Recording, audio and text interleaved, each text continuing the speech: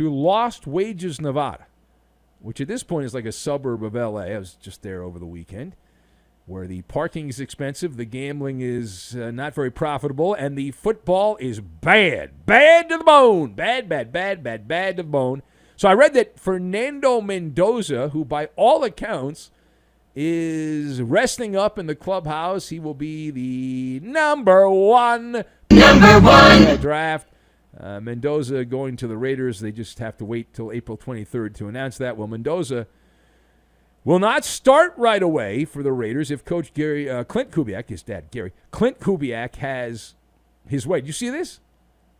No? Why would you keep up with the Raiders? I don't blame you. So Clint Kubiak said recently that the Raiders don't want the player they pick, wink, wink, the player they pick, which is, of course, going to be, barring some kind of arrest with hookers and cocaine, Fernando Mendoza, to start from day number one. So that's what they're saying. So the question, let's navigate the maze. We're going to navigate the maze. What do you make of the Raiders' plans to not use the default number one pick, Fernando Mendoza, as the starter at the beginning of the season? That's what Clint Kubiak said, the new head coach. So this is capital J joke. Capital J, I'm going to get my take in prematurely. Capital J joke for the Raiders. The whole point of being that bad, and the Raiders tanked. They embarrassed the legacy of Al Davis and the greatness of the Raiders. They absolutely tanked. And all you losers that love your little tanking and you're losing on purpose, this is what you got. You got the number one pick in the draft. When you get that, okay, this is the way it works, right? It's not in a perfect world. We're not talking about a perfect world. The reason you had the top pick was because you're far from a perfect world, right? The player should not sit. No. If you're picking first overall, especially like the Raiders who intentionally were tanking to get to that pick, that guy should come with a red sticker, no assembly required, ready to use right out of the box. Get what's in the box, get it out of the box, and ready to go. Instead, the Raiders are essentially telling every man, woman, and child that Fernando Mendoza is not no assembly required. He's more like IKEA furniture. Right? Some assembly required. I'll give you a little crappy Allen wrench and instructions that are written in some weird language that you don't know how to read. That's not what the number one pick is supposed to be. It's not. Mendoza, the top pick, is supposed to be like going to Jerome's Furniture, and it's just delivered. Everything's ready to go here. And set up and enjoy your Sunday supper with your new kitchen table and your TVs and all that, or your sofa, whatever. He's a weekend pet project, it would appear at this point. That's the problem. You don't take a guy at the very top if he needs more seasoning. That tells you that he's not the guy. If you need a red shirt year, that means you are about to make a mistake. And you're so stupid that you don't even realize it. This is pre-damage control. Does anyone else in the room realize? This is pre-damage control? And it is a dead giveaway. It tells you that the Raiders know this guy is not really the pedigree of a top pick.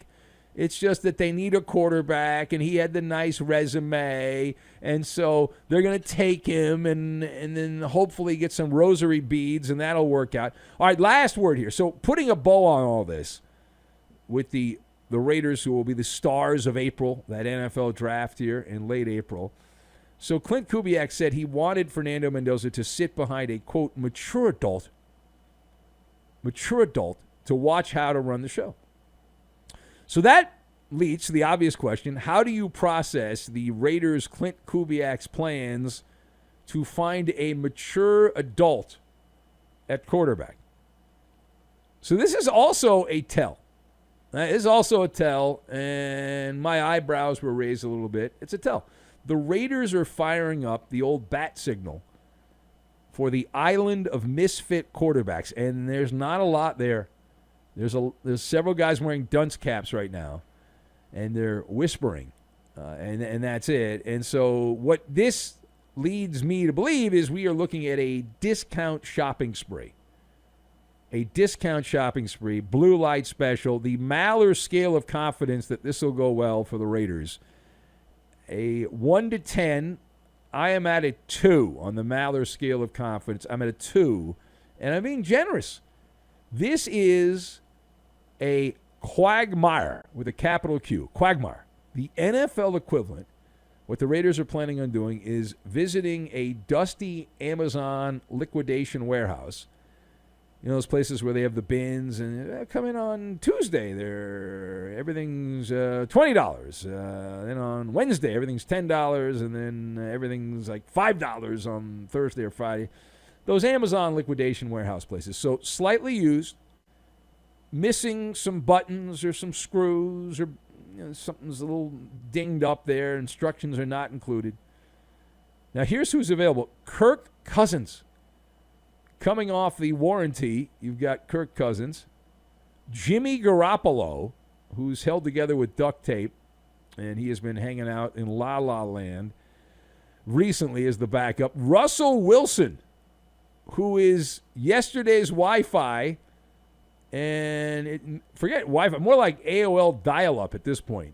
Russ. Mr. Unlimited, buffering in real time, and they are hoping, they being the Raiders, hoping that something in there, one of the whatchamacallits or the thingamajig still works. And all this because the Raiders gagged the season to try to get the top pick when there was no blue-chip quarterback in the draft. Fernando Mendoza is not that. If the Raiders are not ready to play him, he's not the guy. And they don't want to admit it. They don't have the balls to admit it. We'll admit it for them. They don't have the intestinal fortitude to admit it. That's fine. Right? We'll do it for you. We will absolutely do it for you. That's fine. It's just a logical somersault to make is that the Raiders, by coming out and say, well, in a perfect world, Mendoza would not play right away. Well, no, he's the top pick. I know that the comps are he's got fourth-round talent or fifth-round talent. You're going to take him with the top pick. It is the Ben Maller Show, if you would like to be part of this. It is a all-immersive experience. It can be whatever you want it to be. You can be up on stage singing and dancing. You can sit in the background and just kind of hide out there. Do whatever you want. You can take advantage of it. I get a lot of complaints from people that work the dreaded day shift, very upset that they are unable to take part in the live show. So you have that opportunity if you're nocturnal by nature and you're up with us. Take advantage of that. 877-99 on Fox. That's 877-996-6369. Also on X, at Ben Maller. That's at Ben Maller if you'd like to be part of the program.